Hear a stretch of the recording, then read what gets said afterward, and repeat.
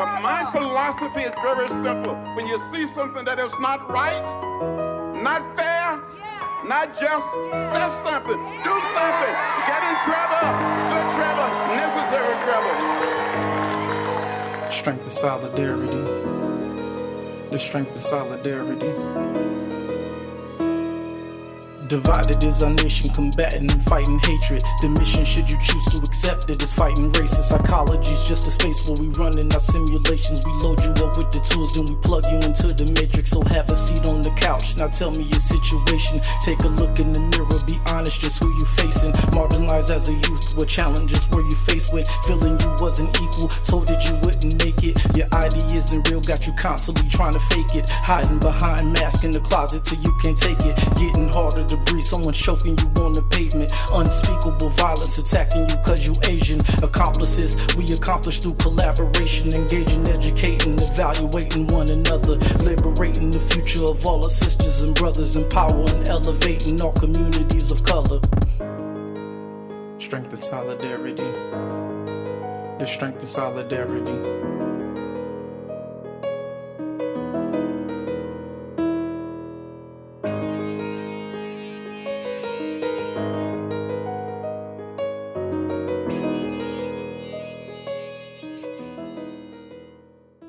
The Strength and Solidarity podcast is a conversational piece that invites scholars, community activists, leaders, artists, and entrepreneurs to discuss their work as accomplices in cultivating cross-racial ethnic solidarity.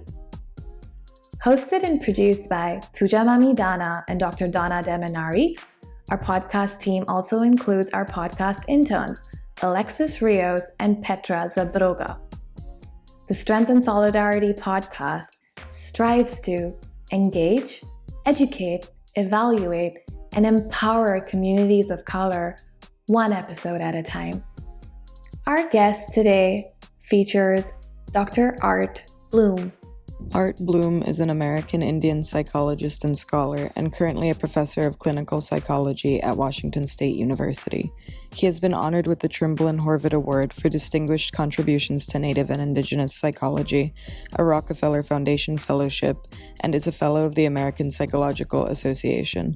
He has served as president of the American Psychological Association, APA, Division 45 of the Society of Indian Psychologists, and as a member of the American Psychological Association's Presidential Task Force on Psychology and Health Equity. He has been published extensively in the areas of multicultural psychology and addictive behaviors, including 10 sole-authored or edited books, including A New Psychology Based on Community, Equality, and Care of the Earth, An Indigenous American Perspective, which was awarded an American Library Association Choice Award for an outstanding academic title for 2021, and the recently published Colonialism and the COVID-19 Pandemic, Perspectives from Indigenous Psychology. Art, thank you so much for being here on our podcast today. I truly appreciate your presence. We are very excited to have you here, especially being able to talk to you in the month of November, honoring Native American Heritage Month, a super, important month, a time that's dedicated to celebrating Native Americans and their diverse cultures, histories, and traditions, while acknowledging the important contributions of Native peoples in our society. So we thank you for all that you have done for the community. Well, I'm really excited to be here and honored that you asked me, so thank you. It's an absolute honor to have you here, and thank you so much. So our goal for the podcast is to honor our roots and amplify the art of storytelling, much like how knowledge and wisdom are passed down in our communities. We'd like to pay homage to our ancestors, our grandparents, our elders, our parents, aunties, uncles, and anyone in our family and chosen family. We'd love for our guests to share what is important to them and for us to know what led them to their life's journey as a healer, scholar, teacher, leader, and activist, Dr. Art. Well, I think it sort of comes naturally with indigenous people that we're putting the interests of our communities and families before selves. We're sort of socialized that way as a collectivistic people. And if we don't do that, we certainly get browbeaten by our elders who tell us that we're not all of that. So I think in terms of activism, there's a real expectation in indigenous communities that people, put the communities first. And especially in psychology, there's an expectation that you're going to use your training, education, and psychology to, turn around and help the people. And so I think that's where a lot of my activism has come from. And of course, just the years of experience in the field, in academia with students, other professors, instructors, in the American Psychological Association. There have been a number of critical events that have happened over time that, sort of spurred me on to becoming even more active over time. So for those, and I highly doubt this, but for those who don't really know you and your work, and I'm also interested in this, what led you to decide, oh, I want to go into the field of psychology? Yeah, looking back at it, I think I was fairly naive when I made that decision. There's obviously a lot of history, racist history within all the sciences, all the humanities, all the disciplines within American and other colonial cultures. And, in terms of my absolute knowledge about psychology's role in that process, I was pretty naive, like I said, coming into the field. I was exposed to a number of psychologists in my work. I don't know whether I'm a second career, third career, or fourth career psychologist, but I was an addiction counselor in mental health setting before I returned to graduate school. So I actually went to graduate school later in life.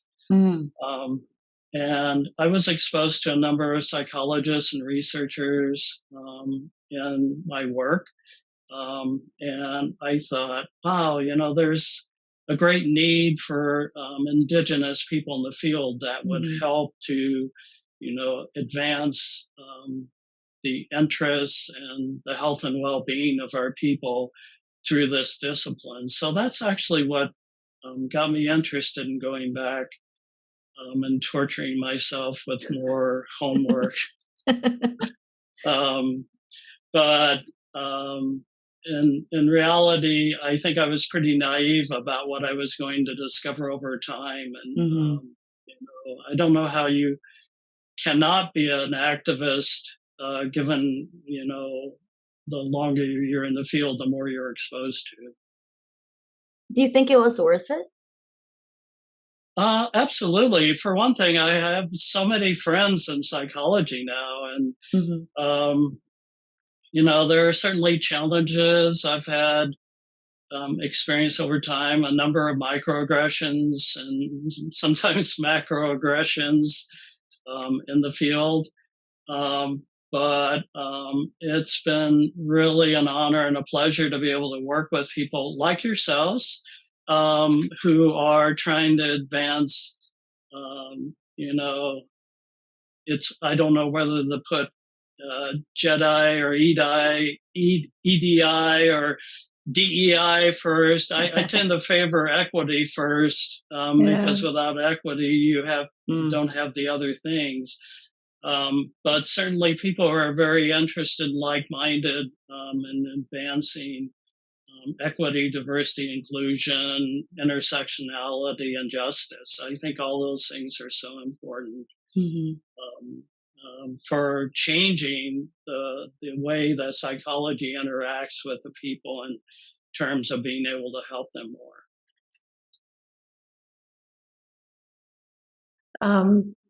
I'm really grateful to be part of this journey where, you know, like our elders have contributed so much to the field. And as a young student and also like young leader getting into leadership and just being a BIPOC student, I can relate to what you mentioned earlier about being really naive in like getting into the field and not knowing kind of what was really out there. And that's something that I'm currently experiencing, even though we're in like 2022. So I guess my question to you is, you know, to young leaders out there and students, like any words of wisdom on how do we deal with those microaggressions and how do we deal with those macroaggressions that happen, not just at our university, but like at practicum sites and leadership roles that, you know, we might hold? Because that's something I've been trying to maneuver a lot over the last 3 years.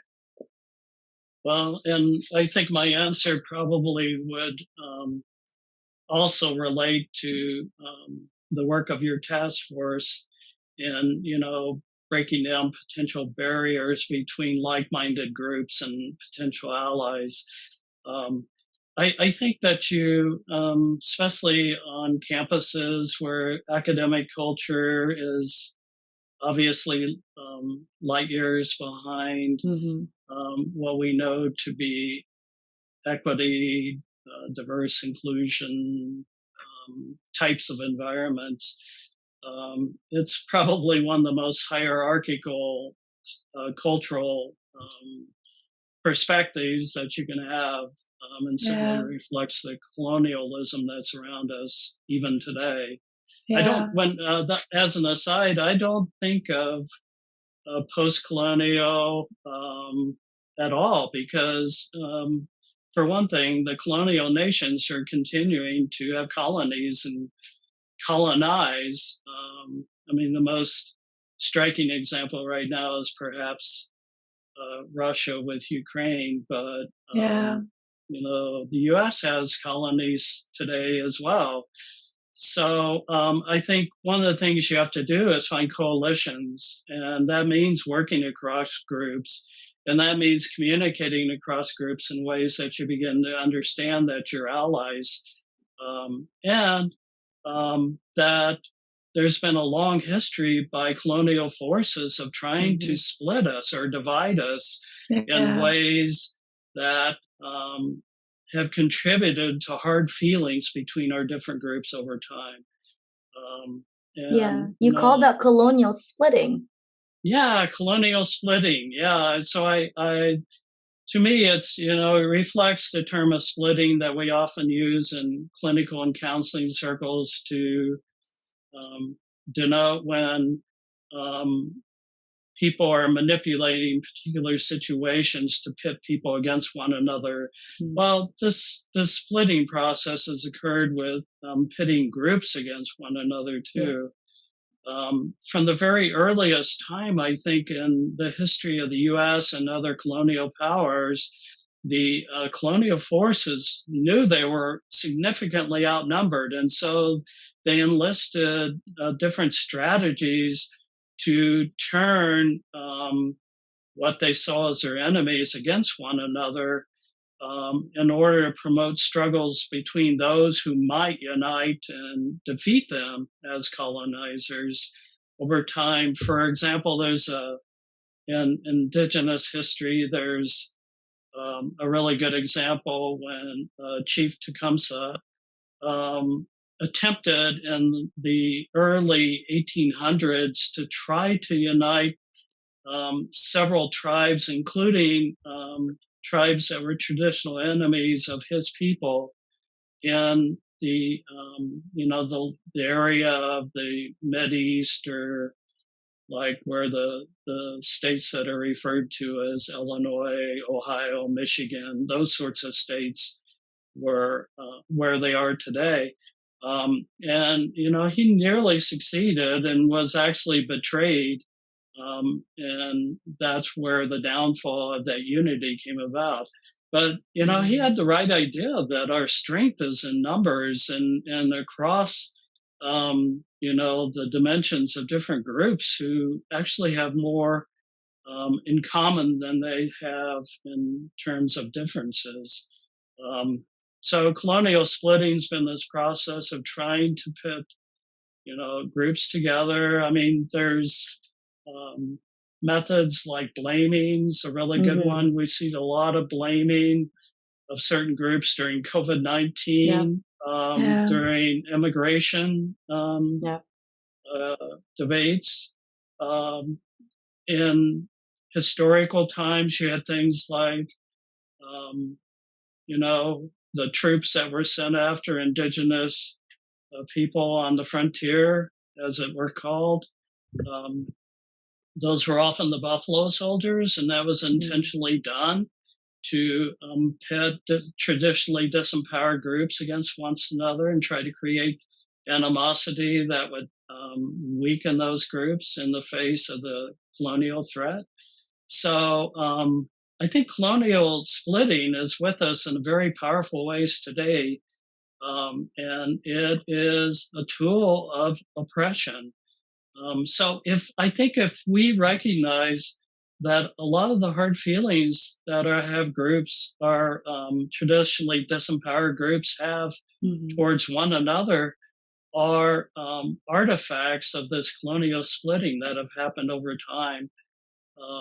And if we can begin to identify that as the source of our stress with one another, then perhaps we can overcome colonial splitting and call it out for what it is and realize that are actually, privileged forces at work that are trying to put us down as people.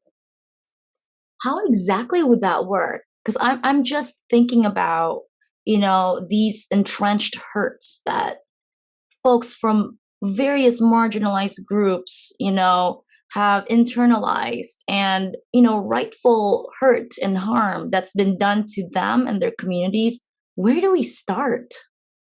Yeah, I think the place you have to start is in the present, and that means that we have to work to discontinue the hurt towards one another.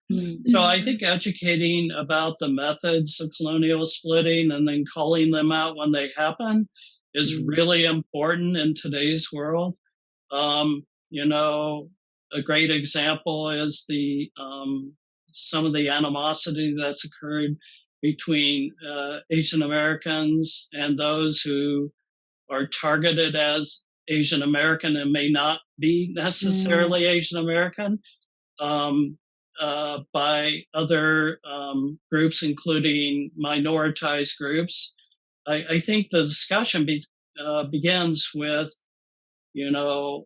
what is going on and how do we overcome that as groups of people interested in, protecting ourselves from the larger privileged society. So I think, in terms of the methods, I'm really hoping that your task force comes up with some great ideas. But that's what I see as needing to happen first, is to work on stopping further hurt, and then to begin to talk about the hurts of the past in a way that's more like a truth and reconciliation process that eventually leads to some sort of healing between groups.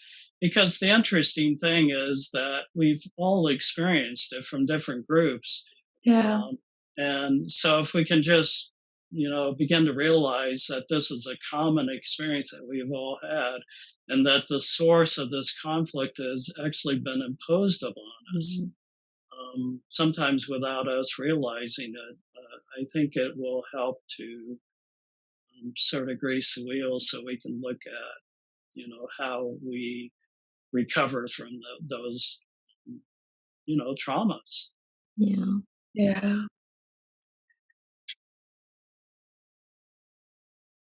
I think it's something so I moved to the US when I was 23 for my master's in marriage and family therapy, and now I'm pursuing my PhD. And something that always struck me was in our diversity and multicultural class, the curriculum never really spoke about other East Asian or South Asian cultures. And the curriculum just focused on more minoritized communities that just get more light in the field of academia. And I think as a student, very early on, I was like, okay, this is my purpose in the field. I want to create more awareness for South Asian mental health issues and kind of what happens to either, because South Asian is such a huge diaspora and there's so many other identities that come under that. So I really appreciate you saying that, it really starts with us in this present moment, and there is strength in numbers and, strength in solidarity, and the whole purpose of this task force too. So I guess using our privileges and our voices and getting in good trouble in areas where, we're able to stand up for ourselves and for our broader community from like other minoritized communities as well. You really said something there, Pooja, that's really important. And I think of Dr. Donna's work on trying to decolonize intro psychology. I mean, the first exposure that we have to psychology is actually in high school for most of us. Mm-hmm. And it was a little more rare when I was in high school than it is today, I think, to be exposed to psychology. But those textbooks don't say much about any of our groups. And no. That would be so important to tell our stories in textbooks. And I think what it really requires is that some of us be willing to write textbooks and to begin to work on telling the stories of the people who have been invisible over time to psychology. So that and I think, just beginning to develop other resources for curricula that are more inclusive, more diverse, that talk about the important issues related to the health and well-being of our collective peoples. I think that's a really, really important point you make, because I identify as South Indian, and currently I'm learning psychoanalytic therapy, and the way the theories are written and the way they talk about these theories is Freud was the one who discovered the subconscious mind, but Vedic culture and yoga talks about the subconscious mind way back before like many of these European psychologists were even born.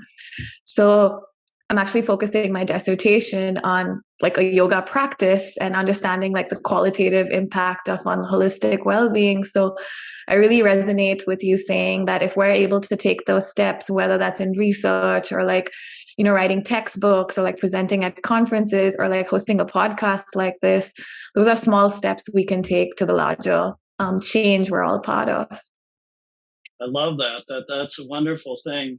Yeah, I mean, if you really drill down to it, all the psychology that we encounter today has to be sort of examined very closely to see, is it really associated with the cultural tenets that are familiar and reflect the values of our collective peoples. And I think a lot of these efforts to decolonize curricula will have to involve teams, pretty much like what we're doing here today, right? And just have teams working together to bring those different points of view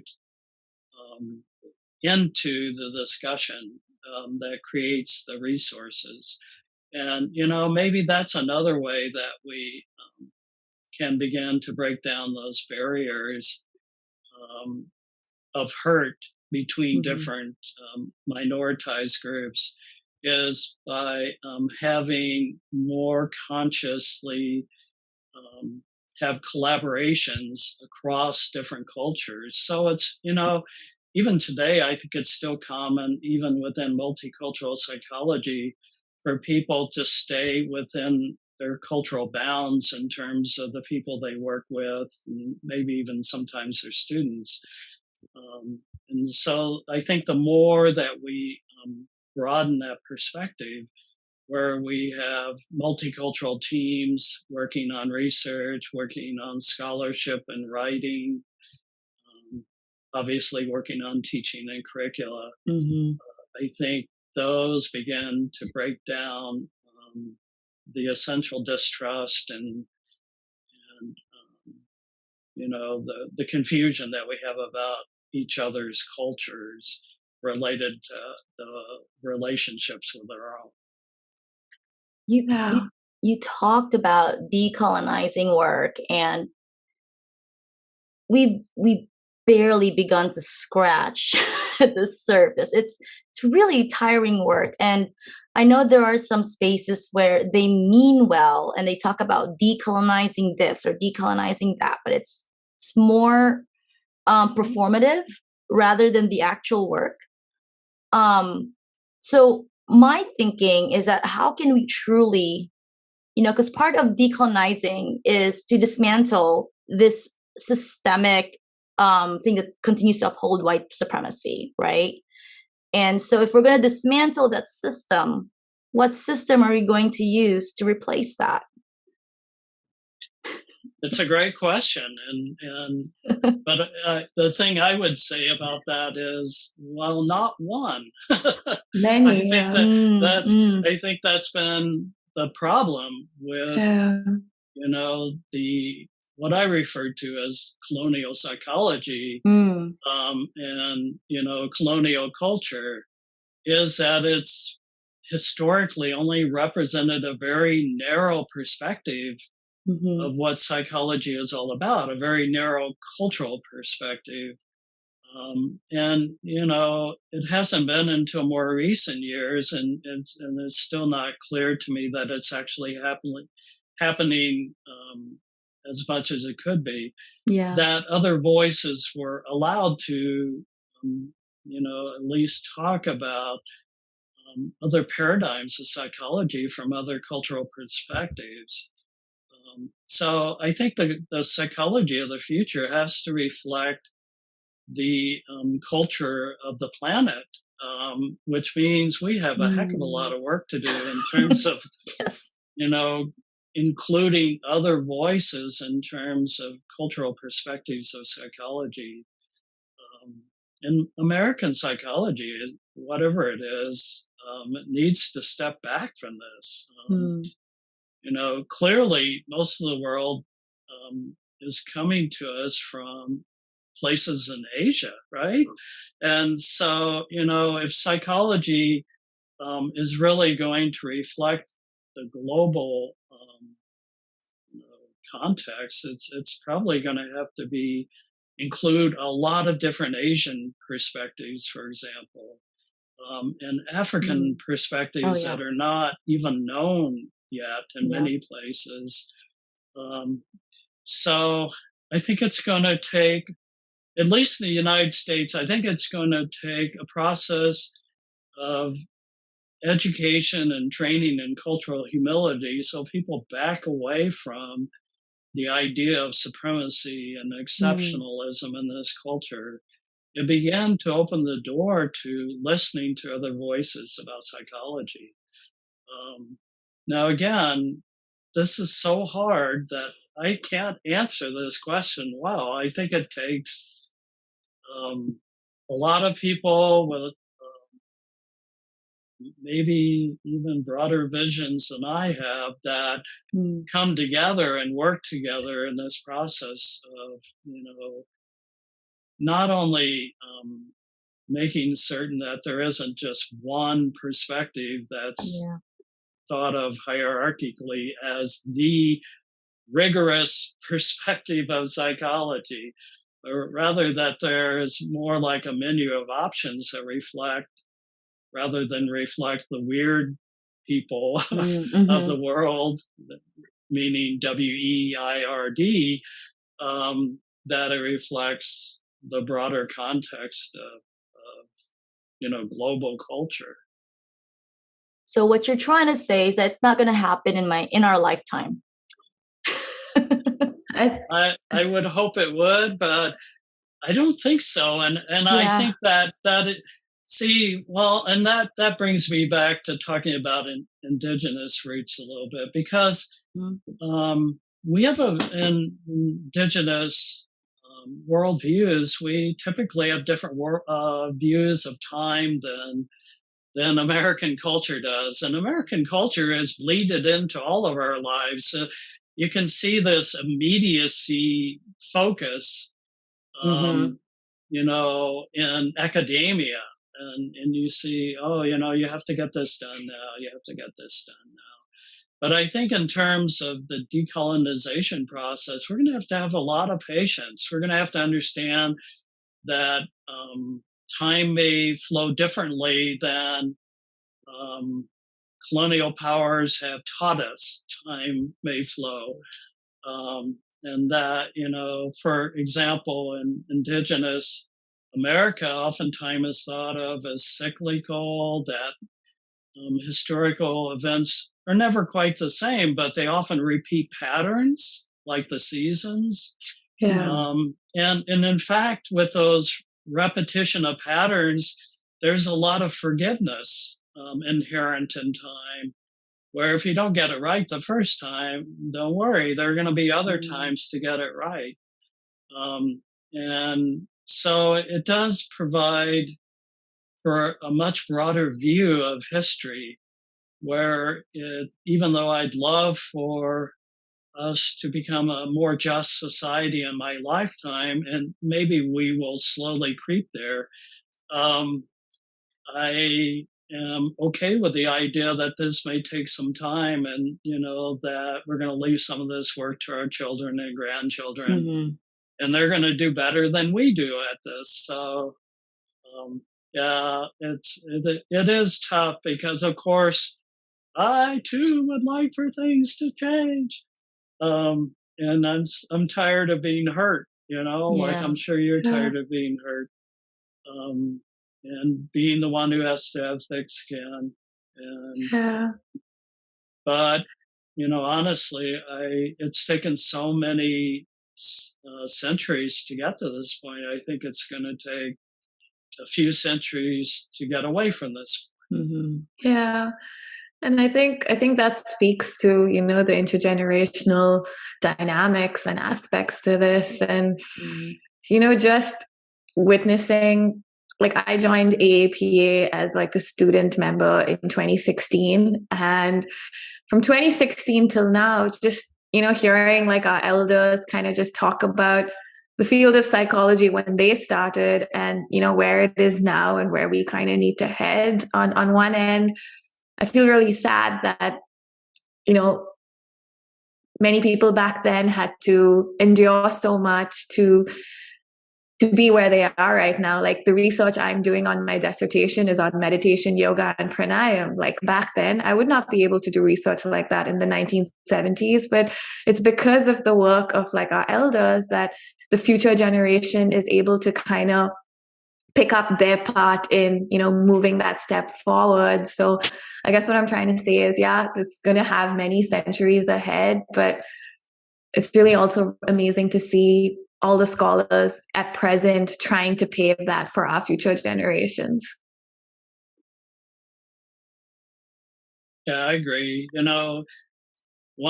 Another reason I do what I do in the field, the advocacy that I didn't talk about, is just the feeling that lots of people sacrifice to help me get where I am. And I feel like that's really important to turn around and do that as well. And things were very different when I started in the field, and I started late. But I listened to a lot of my elder colleagues talk about those experiences from the 60s and 70s and the difficulties. And I mean, some of the things that have happened today, like, the 3 anti-racist resolutions that were passed last fall by APA, and even the work of the Warriors Path task force that we did during my term at Division 45. So those things would not have been possible until probably this moment. I mean, that's a very indigenous perspective that we needed to learn a number of lessons to get to this point. Yeah. And certainly history had to align in certain ways for this to happen. There are so many tragic things that happened in 2020 that I think it actually provided moments of opportunity for change. Yeah. And some of those doors may close again and some remain open, but we need to try to shove our way through those doors while they're still somewhat open, I think. Mm-hmm. But yeah, clearly some of our elders did not have the opportunity. And even though many of the things that were discussed in those resolutions, even in the Warriors Path Task Force, have been spoken and written about in so many different ways by so many different people before. I mean, this wasn't original work, right? It was just the timing that made the difference. But all those times before, things were ignored, put on a dusty shelf, collecting dust. But they were all important to the process that got us to where we are today, I think. And that you have a task force like you do. I mean, that we can even talk about these things today, I think is huge progress. Yeah. But when you look around at the world, it seems like we're crawling in terms of our progress, right? Yes, that's very true. So Dr. Art, as professionals of color, we believe one should be educating themselves daily with their cultural attunement and informing themselves in understanding the diverse identities a client holds in their life and how it intersects in their different life domains. So having different months dedicated to cultures is one, I guess, an okay reminder to use your time to educate yourself. But however, as November is Native American Heritage Month, we would like to hear from you what people from other communities can do to increase their awareness about the specific adversities Indigenous people have faced historically and currently, and the endeavors tribal citizens have made to address these limitations. Well, thank you for offering that opportunity to me to talk about these things. So, I mean, it goes back to some of what was discussed. I think Donna talked about it maybe earlier, in terms of people sometimes just giving lip service to issues of diversity and inclusion. And so it's, progress that people talk about these months that are dedicated to traditionally oppressed people. But, when you look at it, is there any earnest effort for transformation that's behind the honoring? I think that's really important to consider. We've had this discussion recently in the Society of Indian Psychologists, what I refer to as SIP, and about land acknowledgements and there are different perspectives in Indigenous community about that. There are certainly some that see it as really important to have land acknowledgements and respectful and honoring the people. And some that think it's important, but also see that many times it's not done in what we would call a good way. Because, the history of land acknowledgements actually came from a traditional process where different indigenous tribes would, ask the people for permission across their traditional lands, like if they were traveling somewhere, assuming that, out of respect, you should be asking for the right to transverse traditional lands from the people whose lands they are. And so sometimes the land acknowledgements may reflect those particular traditions, and other times I think the people that are using the land acknowledgements aren't really aware of those particular traditions. And then some people are just doing it so they can check the box on, oh, we're a diverse institution, we have land acknowledgements, and et cetera, et cetera, et cetera. And that's where the other perspective comes in, Indigenous people saying that it's a hollow message for some people. Even when they're using the land acknowledgements, it's not particularly meaningful. So I think it really depends on what people do within these months that makes the difference. If there's a tremendous focus on the history, like for example, in November, intro psychology focuses only on indigenous psychology. I mean, that would be really something, and maybe potentially transformative, or any other month. I'm just using that as an example since we're in November. But yeah, I mean, then you have people engaging in colonial activities during the month of November. So it sort of diminishes the meaning of the month, right? Yeah.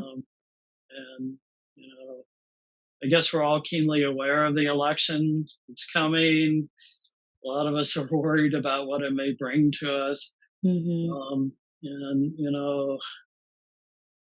it's another act of colonialism when people try to prevent voting rights. Yes. This is a country that never intended, amongst its original founders, to provide voting rights to all the people who are living within its borders. Even today you can see that happening in different ways with people that continue to believe that voting is only for, quote, real Americans, right? End quote.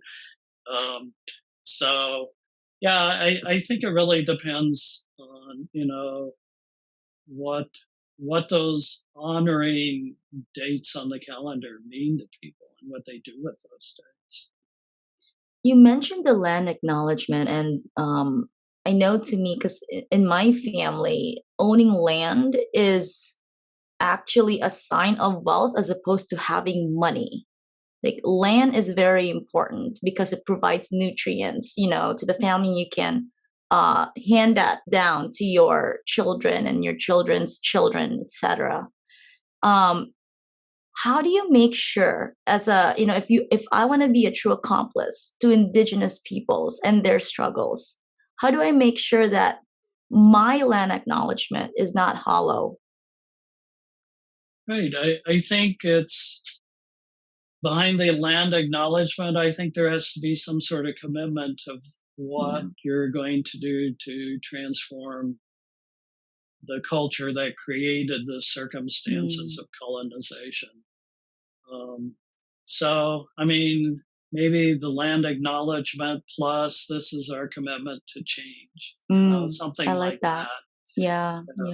And I think this would, and it's more than the land acknowledgement. I think it goes to all the different groups that we're talking about. I really do want to. My culture is incredibly important to me. It, in many ways, shapes my daily life. But I also want to recognize that there are so many different cultures where people feel similarly, and we need to acknowledge that too. So in the midst of me talking about what November means, I want to be clear and understanding that we should be doing this with all the ways that people celebrate other people's cultures. Yeah, I'm really glad that you said that, because I think when I first moved to this country, I got really upset by having particular months to remember, like to honor cultures. And I think for me, it's like, if most of the field of psychology is filled with European people, then it's important to like study about things you don't know every day, right? Or every other day. And even when I was thinking about this question, I was like, oh, I hate saying that it's this month. But I also had to take a step back and be like, okay, but you know, it's also important to have this month maybe where you can dedicate like curriculum or like things like that. So I appreciate you just saying what you said. Yeah, and you know, the use of the month of November to honor Indigenous people is an interesting choice, I think, in many respects. I think there's probably some relationship of this sort of romantic colonial understanding of Thanksgiving Day. And Thanksgiving Day, for many of us, is a day of mourning, not a day of celebration. And you know, the true story behind, or at least what we think is the true story behind the Thanksgiving celebration was very different than what most Americans think about the holiday. I do wonder, you know, sometimes these dedications of months or days in celebration of culture comes with a lot of misunderstandings, and that people haven't taken the time to learn those things, like what you talked about, Pooja. Yeah. There's so many places like around the US where I've learned from my spiritual teacher who really talks about like honoring the indigenous land, and which has like a lot of spiritual significance, but obviously through colonialism and all these things we've been talking about, it's taken away the energy from that land, or like people can't seek the resources that they would have if it was kept that way. So with whatever is left with it, like I really want to go, and because I'm a very spiritual person and I've worked with a lot of clients from the indigenous backgrounds, and it's amazing how we've been talking about our cultures in clinical practice and not really theories that we learn in school that like help them in their healing with like certain symbolic stuff in their spiritual healing. So yeah, I'm looking forward to when I have more time to going and like seeing these places for myself. Yeah, the land is a place of healing for Indigenous people. It's sacred. And that's, you know, part of the strong reaction to the DAPL pipeline was because of the violation of the sacredness of the waters of the Missouri River and the lands of the ancestors. And, you know, this is actually an Indigenous perspective in many places around the world, understanding that the land and, you know, the planetary system is sacred and should not be violated in the ways that it often is from colonial exploitation.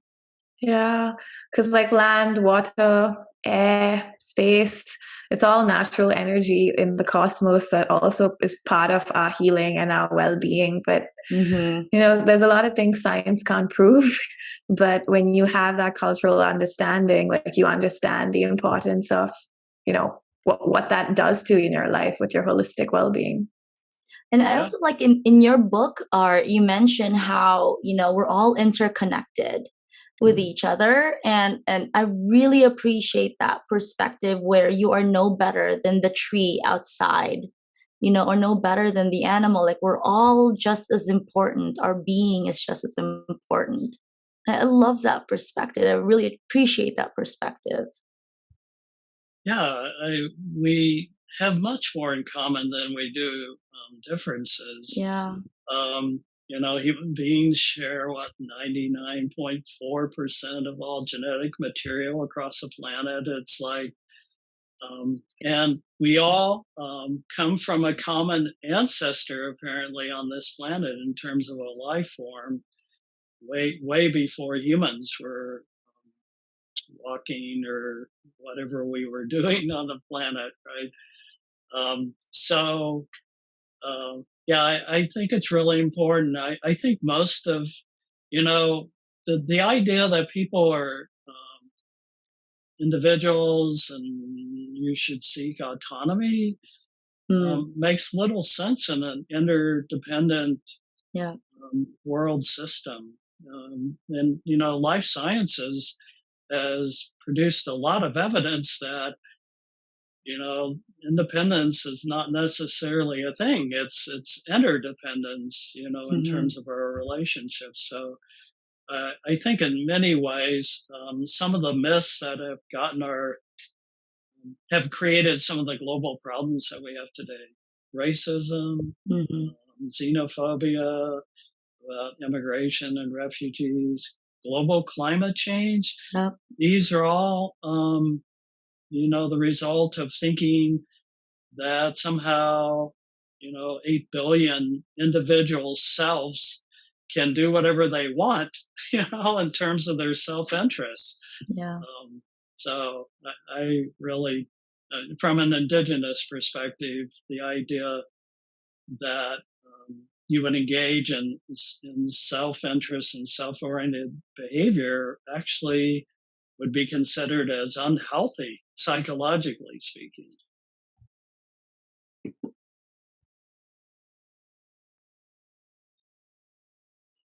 You have such profound wise words, Art. And yeah. Yeah. I don't want this meeting to end. Well, I do very strongly believe that interdependence is really important to consider. That if we assume two things, if we assume that this is a sacred, creation, as we would say, but, you could put the word universe in for creation if you feel uncomfortable with the word creation, or a planetary system. If we're indeed living in a sacred system, then that sacredness is part of who we are and part of who others are too. And so how do you treat people who are sacred, or how do you treat plants and trees that are sacred? Well, that's very different than how you would treat others if you feel like there are hierarchies in place in the natural world. And then with interdependence, then not only are you responsible for your behavior and the relationships with others who are with us today, but you also are responsible for how your activities impact relationships across space and time. Yeah. So even with people you don't know, have not seen, or who are not even with us. Yeah. So I think it's really important to consider those essential tenets that we have in indigenous psychology as ways to break down barriers between groups of people.